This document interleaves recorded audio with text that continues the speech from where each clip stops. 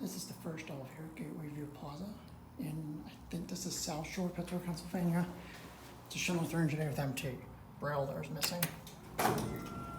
Thought it would have been a Dover Impulse. Good too. Door closes stuck. It's broken. Well, it's not stuck, it's broken. We're going about mid-90s install.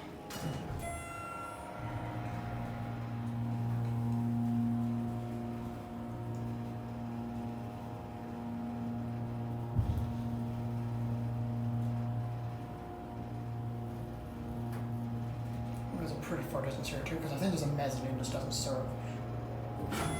Pretty certain other elevators at Dover Impulse. Knocked onto one. Maybe that one serves the mezz. Certificate installed in, I think, 1996, yeah. Old certificate but no phone, with red wire, and there's like some scrap. It's a basic fake wood grain cabinet. It's like a much more clearer grain pattern than usual. I guess there's some signs on the walls that were taken off. You're back at 1.